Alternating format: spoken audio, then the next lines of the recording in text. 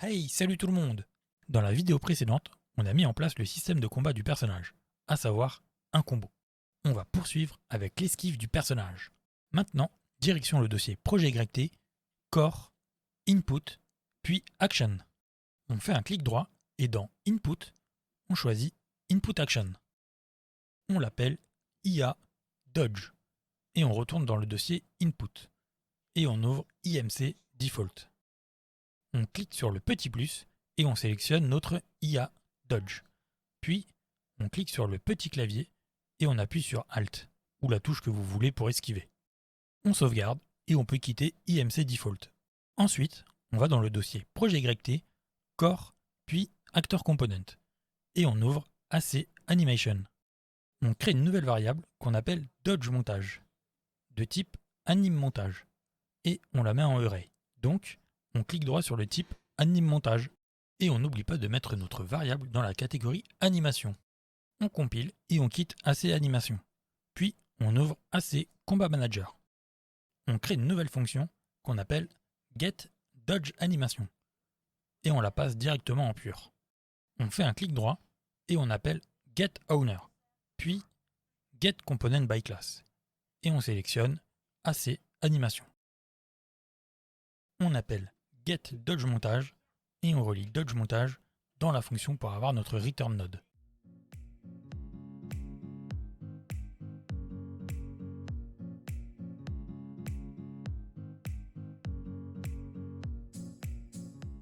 Ensuite, on crée une nouvelle fonction qu'on appelle Dodge. On ajoute un input qu'on appelle montage index et de type integer. On ajoute un second input qu'on appelle random index et on le met de type booléen. On prend notre fonction getDodgeMontage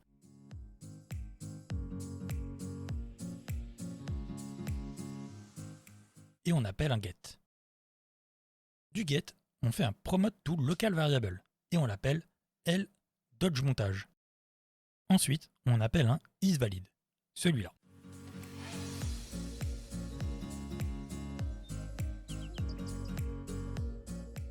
Après, on prend notre variable référence caractère et on fait un get. Dois-je continuer à le répéter? Avec contrôle. De caractère, on appelle playAnimeMontage et on le relie au isValid. Dans AnimeMontage, on met notre variable locale LDodgeMontage, comme ceci.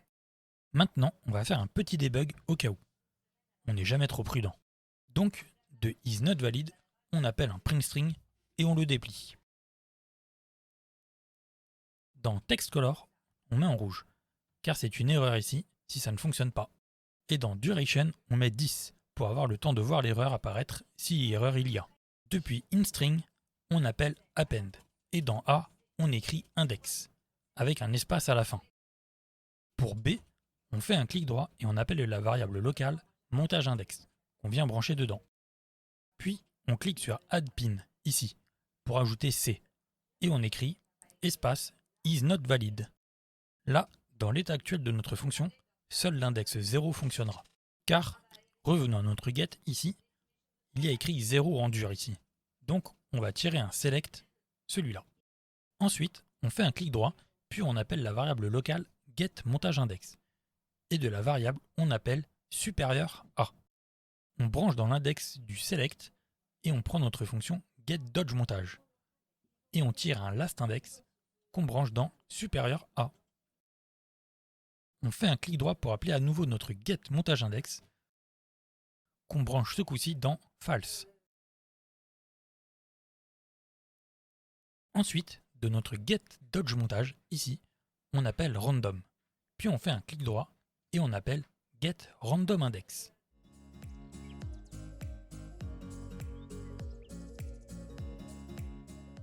Et de LDodgeMontage, on appelle un select.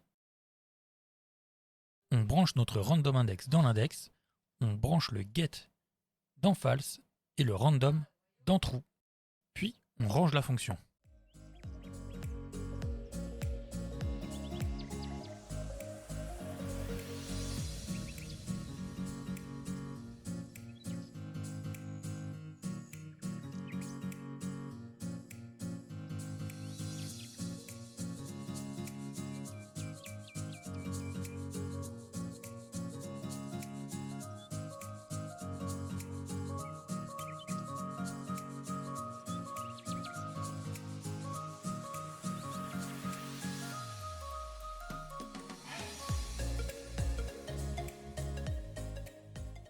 On peut compiler. Ensuite, on va faire une nouvelle fonction qu'on appelle getDesiredRotation. Cette fonction nous sera utile dans un instant. Alors, on prend notre variable référence caractère et on fait un get, toujours avec contrôle. Depuis caractère, on appelle getComponentByClass. Et dans ComponentClass, on écrit characterMovement. De notre characterMovement, on appelle getLastInputVector et de la returnValue, on appelle NotEqual. Puis on maintient B et on clique. On relie comme ceci.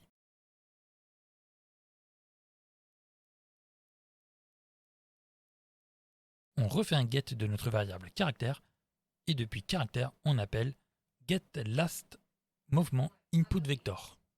De la returnValue, on appelle RotationFromXVector. Et on relie ça à notre fonction pour avoir notre returnNode.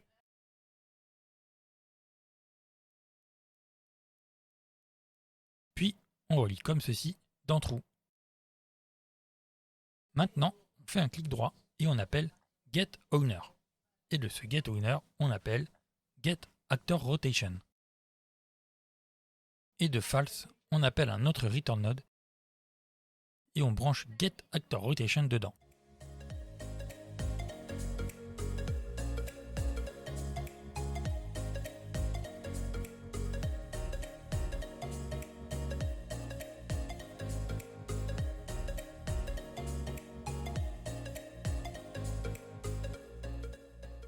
On peut compiler et quitter AC Combat Manager. Direction le dossier Projet YT, Core, puis Anim Notify. On fait un clic droit, ensuite Blueprint Class. Dans All Class, on écrit Anim Notify State et on sélectionne Anim Notify State dans la liste. On l'appelle ANS Rotate Character. Puis on l'ouvre. Dans Class Setting, on va renseigner Blueprint Display Name. On écrit Rotate Character. Dans Blueprint Description, on écrit permet de faire tourner le personnage dans la direction voulue pendant l'animation. Et dans Blueprint Category, on ne change rien, projet YT. Dans Fonction, on override getNotifyName. Et ce coup-ci, rien de compliqué dans la return value, on écrit juste rotate character. Ensuite, on override une autre fonction, ReSaveNotifyTick. Alors ici, ça agit comme un event tick. Et je n'ai pas arrêté de vous dire de ne pas utiliser de tick. Dans une animation, c'est un peu différent vu que le tick sera utilisé uniquement pendant une courte durée. Alors, dans cette fonction, comme d'habitude, de meshcomp, on appelle getOwner. Ensuite, on appelle getComponentByClass et on sélectionne Combat Manager. Puis on fait un isValid. On peut écarter un peu le returnNode et brancher le isValid comme ça. Du getComponentByClass, on appelle getDesiredRotation. De getOwner, on appelle setActorRotation. De newRotation, on appelle RInterpToConstant. Alors, dans Current, on va appeler depuis getOwner un getActorRotation et le brancher. Pour la target, c'est notre getDesiredRotation. Hop. Dans DeltaTime, on fait un clic droit et on appelle FrameDeltaTime, l'input de la fonction. Et pour l'interpSpeed, on fait un clic droit dessus, puis Promote to Variable. On compile pour pouvoir lui mettre une valeur par défaut. On sélectionne donc notre variable interpSpeed et en valeur par défaut, on met 900. Puis on clique sur le petit œil ici. Plus qu'à relier au returnNode et à ranger un peu.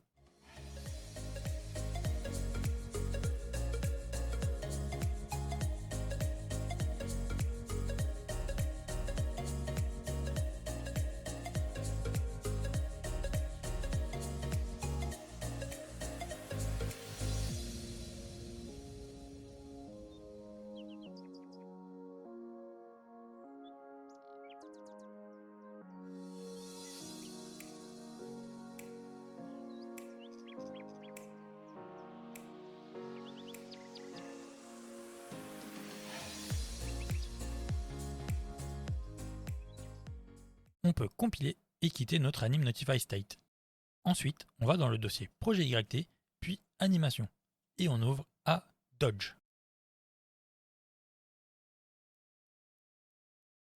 À gauche, on cherche Enable Route Motion, ici, et on coche. Voilà, on peut sauvegarder et quitter notre animation. On fait un clic droit sur Add Dodge et dans Create, on choisit Create Anim Montage. On l'appelle AM Dodge. Puis, on met A Dodge dans le dossier Séquence et AM Dodge dans le dossier Anim Montage. On va dans le dossier Anim Montage et on ouvre AM Dodge. Dans Notifies, on renomme le petit 1, on l'appelle Character State. Puis, clic droit dans la timeline et dans Add Notify State, on sélectionne Character State. Comme pour les autres animations, on va mettre le début de la notification au début de l'animation. Et la fin, on la place vers la fin de l'animation. Environ ici, c'est pas mal. Ensuite, on clique à nouveau sur la petite flèche à côté de Notifies et Add Notify Track. On l'appelle Rotate Character. Et on clique droit dans la timeline et dans Add Notify State, on choisit Rotate Character. On place le début de la notification au début de l'animation. Et la fin de la notification, on va la mettre à peu près par là. Dernière petite chose ici, dans Asset Details, on cherche Red Scale et on met 1.4, car l'animation est assez lente, donc ce sera plus fluide comme ça. Et on n'oublie pas de sélectionner notre Character State et de renseigner Dodging dans la state. On peut sauvegarder et quitter AM Dodge.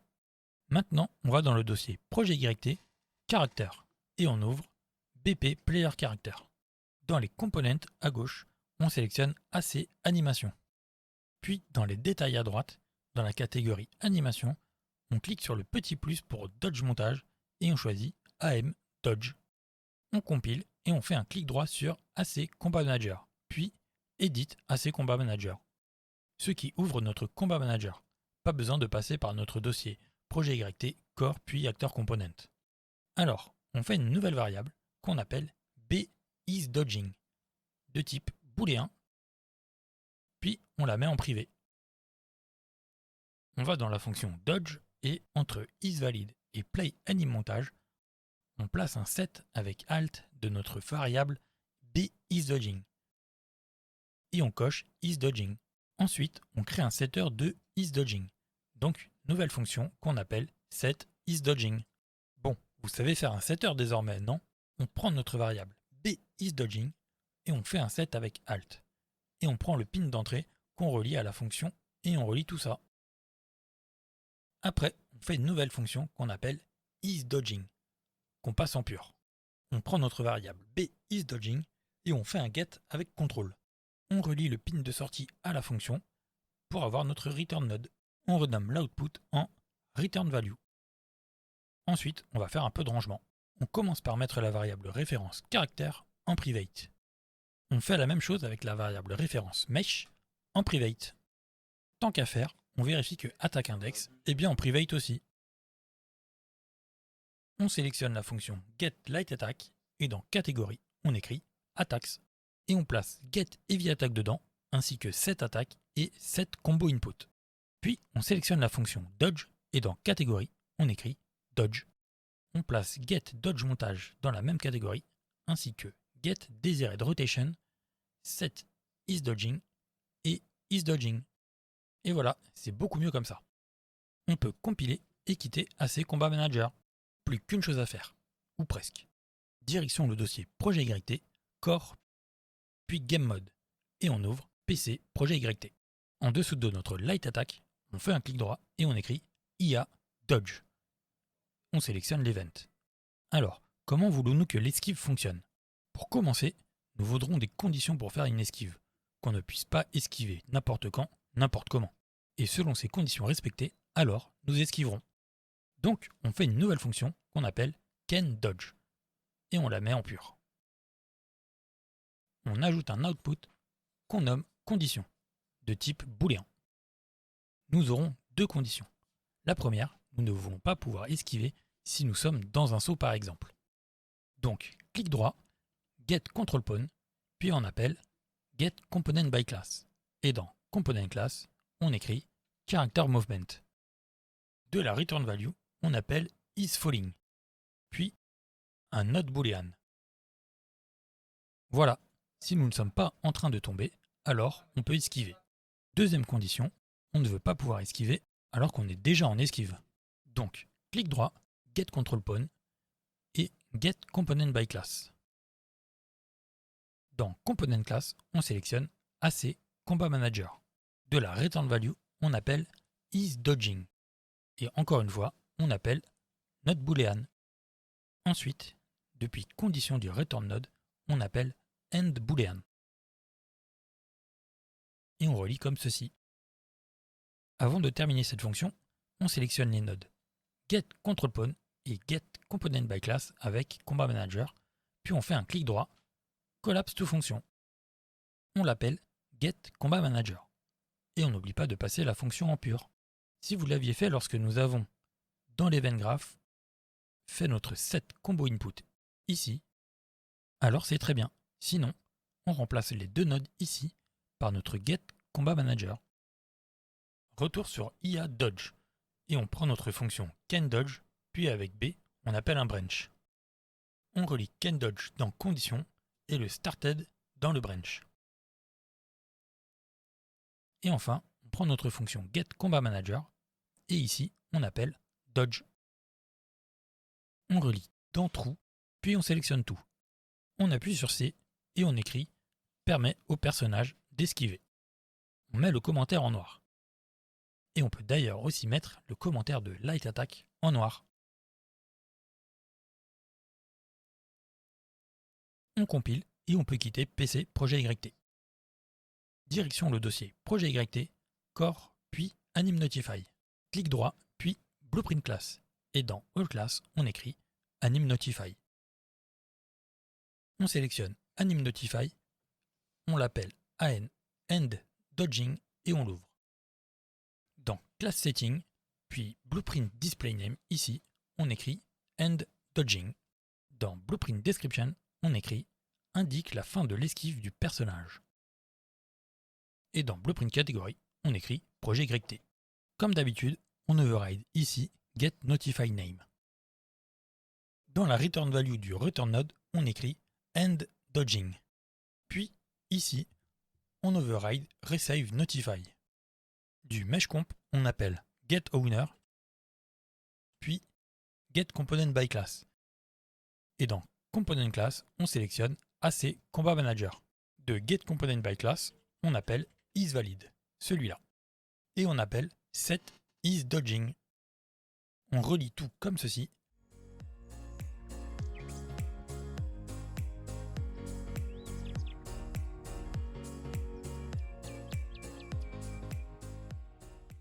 Et on laisse isDodging décoché. On compile et on quitte notre AnimNotify. Ensuite, on va dans le dossier Projet YT, Animation, puis AnimMontage, et on ouvre AMDodge. Dans Notifies, on clique sur la petite flèche et Add Notify Track. On l'appelle Montage Notifies. Puis, clic droit dans la timeline et dans Add Notify, on sélectionne End Dodging. On place la notification ici, à peu près au même endroit que la fin de notre character state. Voilà, une autre solution si vous n'avez pas de character state. On sauvegarde et on quitte AMDodge. Normalement, tout devrait fonctionner. Mais avant de finir cette vidéo, on va ajouter une petite chose. Direction le dossier Projet YT, Core puis Game Mode, et on ouvre PC Projet YT. On remonte un peu à l'endroit de notre saut. Ici, on va ajouter une condition pour sauter. Car pouvoir sauter quand on attaque ou quand on esquive, ça rend pas très bien. Donc, on appuie sur B et on clique. On met le branch ici. Ensuite, nouvelle fonction qu'on appelle canJump et on la passe directement en pur. Pas très compliqué ici, pour l'instant, on veut pouvoir sauter quand le personnage ne fait rien. Donc, getCharacterAnimation, puis on appelle getState. De là, on fait égal, on choisit celui avec enum et on branche dans la fonction. On renomme l'output en condition. Le égal, on laisse sur none, car on veut pouvoir sauter uniquement dans cette condition. Retour dans l'event graph, et on ajoute notre fonction canJump dans notre branch. On compile et on va pouvoir essayer tout ça. On clique sur Play.